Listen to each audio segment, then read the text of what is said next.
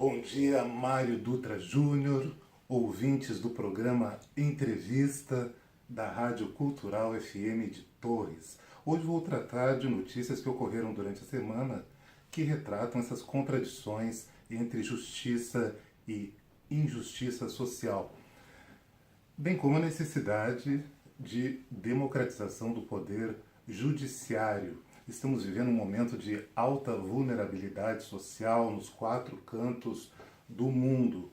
As injustiças acabam extrapolando as garantias constitucionais e seus direitos básicos, né?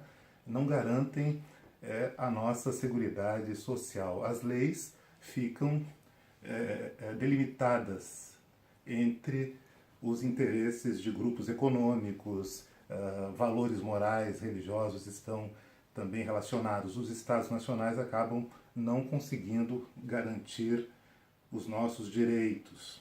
Existem normas, regras instituídas, porém são exercidas com forte influência desses grupos. Um exemplo disso, eu acho que vocês acompanharam, foi o julgamento em massa que ocorreu no Egito na semana passada. O Egito é um país governado pelo militar Abdel Fattah al-Sisi. O fato ocorreu no Tribunal Criminal de Tora, no sul do Cairo. Gerou várias reivindicações, denúncias, reações internacionais. O tribunal, que na verdade é dirigido pela ditadura militar, condenou 75 pessoas à morte por enforcamento e determinou a prisão de 700 pessoas que participaram dos protestos contra a deposição de Mohamed Morsi em 2013, sendo que algumas lideranças foram condenadas à prisão perpétua. Vejam só a que ponto nós chegamos. Agora, vocês lembram, isso para quem acompanhou, que houveram controvérsias entre os que apoiavam a deposição e os que não apoiavam. Mas o interessante é que esse contexto abriu a brecha para o golpe militar na própria cúpula ministerial do Mohamed Morsi. O atual presidente, né, o Abdel Fattah al-Sisi, era o seu ministro da Defesa. Vejam só que ministro da Defesa.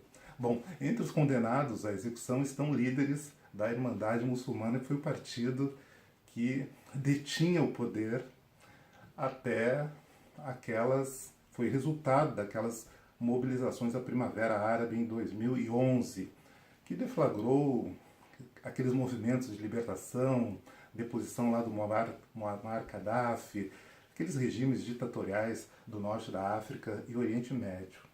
A Michelle Bachelet, ex-presidente do Chile, representando agora o Alto Comissariado para os Direitos Humanos da ONU, declarou que a Corte de Apelação egípcia deve rever seu veredicto de maneira que os princípios do direito internacional sejam respeitados.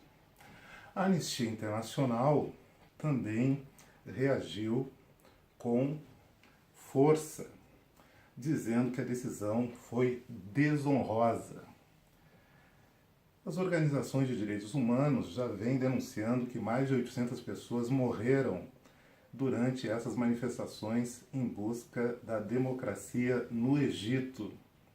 Aliás, a Anistia Internacional também vem denunciando, tem uma campanha, inclusive, denunciando o desaparecimento forçado. Lembrem bem desse termo, desaparecimento forçado e assassinatos em vários países de pessoas que defendem os direitos humanos, jornalistas, ativistas, ambientalistas, né? São milhares de pessoas perseguidas que reivindicam a proteção ambiental, a verdade, a transparência nos processos políticos e judiciais. Isso significa que o poder judiciário tem que ser democratizado. É um tema, né? É um tema e tem que ter participação da sociedade. Aqui no Brasil está em curso a campanha para democratizar a OAB. Essa iniciativa é liderada pelo movimento Muda OAB, está tramitando um projeto de lei de iniciativa popular, vejam só, iniciativa popular, que propõe a alteração da Lei 8.906, de 4 de julho de 1994, que é o Estatuto da Advocacia e da Ordem dos Advogados e Advogadas do Brasil. Se a nova lei for aprovada, instituirá o voto direto para presidente do Conselho Federal. Veja a importância, prevê a proporcionalidade na representação de todos os segmentos, instâncias da advocacia em todos os conselhos da OAB. Garante a paridade de gênero, muito importante, de no mínimo 30% de mulheres, entre homens e mulheres. A estrutura federativa, que é a garantia legal de representação das regiões geográficas do Brasil, essa coisa mesmo hierárquica da estrutura administrativa nacional da OAB. A participação democrática, ou seja, a inscrição de candidaturas para as direções das OABs pelos advogados e advogadas, sem restrições, que são esses processos burocráticos que também impedem a democracia, a cobrança de taxas, esses casuísmos. E, finalmente, a igualdade de meios, que é a ampla, isonômica oportunidade de debate para todas as correntes de diferentes opiniões, que haja um debate democrático. Vem aí as eleições da OAB, vamos acompanhar, o pessoal do direito tem que participar, obviamente. Mudando um pouquinho de assunto, a Coordenação Nacional do MNU, do Movimento Negro Unificado, manifestou solidariedade à advogada Valéria Santos, uma advogada negra. Não sei se vocês acompanharam as imagens horríveis pelas redes sociais. Ela foi cerceada das garantias legais da advocacia durante uma audiência criminal na última segunda-feira, 10 de setembro, quando requereu a juíza leiga, Etel de Vasconcelos. A juíza leiga ela é considerada uma juíza auxiliar, que tivesse a sua requisição apreciada em defesa da ré, a sua cliente. Após a negação da solicitação da doutora Valéria Santos, ela foi algemada, presa, no exercício da profissão, a mando da juíza Etel Vasconcelos, que exigiu a imediata saída, vejam só que absurdo, a imediata saída da sala. O fato ocorreu durante a audiência do 3º Juizado Especial Criminal de Duque de Caxias, no Rio de Janeiro, na Baixada Fluminense. Foi um ato de criminalização, racismo institucional, ofensa, agressão a uma mulher negra, advogada, qualificada, mãe, que foi exposta publicamente de forma humilhante.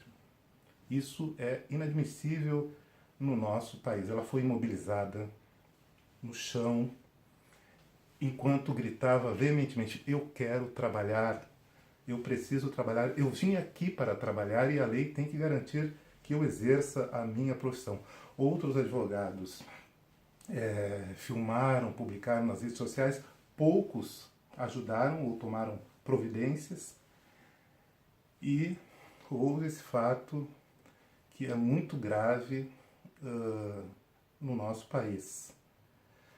A doutora Valéria foi encaminhada para a 59ª Delegacia de Polícia da região.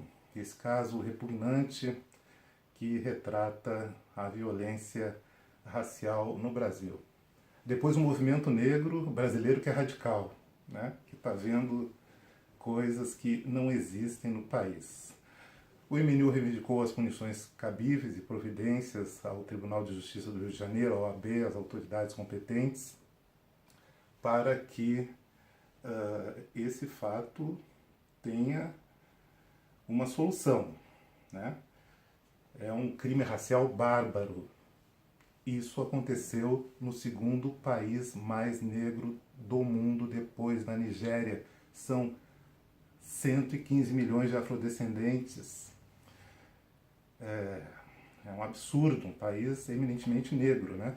Pelo menos o juiz João Batista Damasceno, do Tribunal de Justiça, afastou a juíza leiga, Etel de Vasconcelos, e os policiais envolvidos. Esse é o país que eu não quero, que ninguém quer e que nós temos que mudar. E o nosso papel agora nas eleições de outubro é exercer a cidadania e a democracia. Até a próxima semana.